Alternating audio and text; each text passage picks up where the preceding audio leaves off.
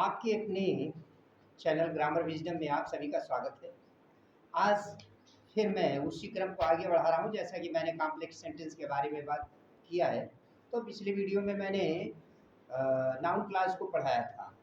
ये आप जानते हैं कि मैं सबऑर्डिनेट की क्लास की बात कर रहा हूँ। तो सबऑर्डिनेट क्लास में 3 पार्ट होते हैं, जिसमें नाउन क्लास, एडजेक्टिव क्लास और adverb class.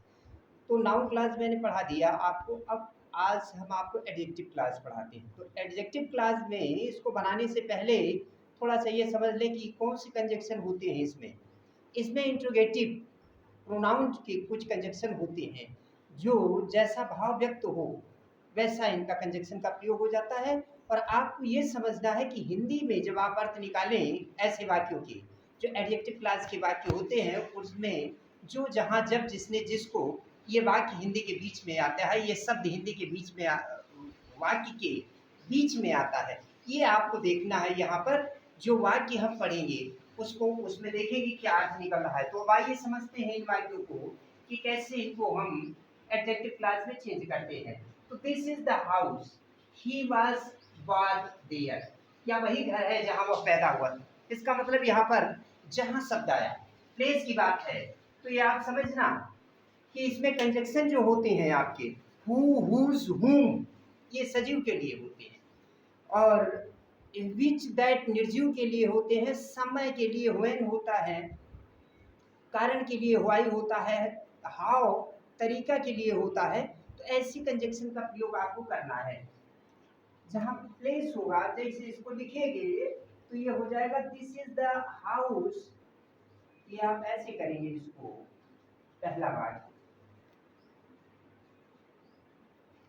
This is the house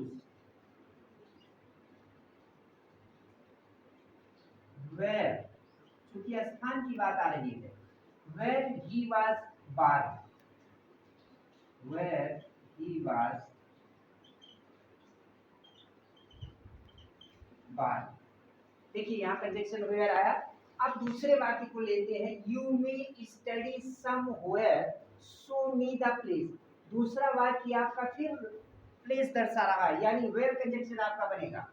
तो शो मी द प्लेस, दूसरा वाक्य लिखेंगे show me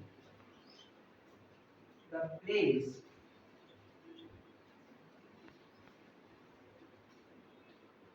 where you may study, where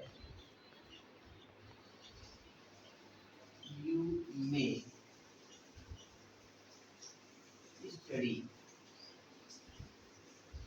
ये आपका दूसरा वाक्य हो गया।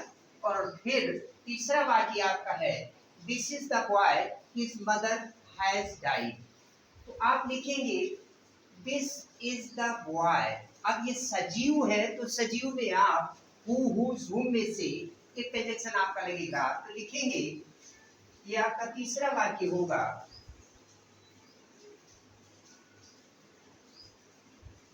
This is the boy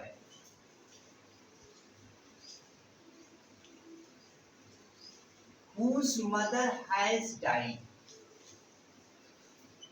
whose mother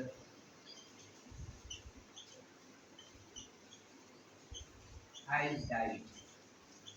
ये आपने देख लिया कि कुछ वाक्य मैंने आपको समझाए जो एडजेक्टिव क्लास के तहत है। तो वाक्य के बीच में आप हिंदी शब्द जब हिंदी अर्थ निकालेंगे तो उसमें भाव ये बनेगा, जो जहाँ जब जिसने जिसको आदि शब्द का भाव बनेगा। तो आप ये ध्यान रखना कि आपको हु, हुज, हुम सजीव के लिए, विच दैट निर्जीव के लिए, वेयर प्लेस के लिए, व्हेन समय के लिए, व्हाई कारण के लिए, और आपके ऐसे शब्द जो हैं वो आपको कंजक्शन के रूप में इस्तेमाल करना पड़ेगा जैसा उस वाक्य का भाव निकलेगा। तो 3 वाक्यों के माध्यम से मैंने आपको यहाँ पर कॉम्प्लेक्स को समझाया है। आप इसको स्टडी करिए। समस्या कोई उत्पन्न होती है ऐसी तो आप हमें कमेंट बॉक्स में ज़रूर लिखिए, मैं आपको फिर उसके बारे में बताऊंगा। Thank you. राधे राधे।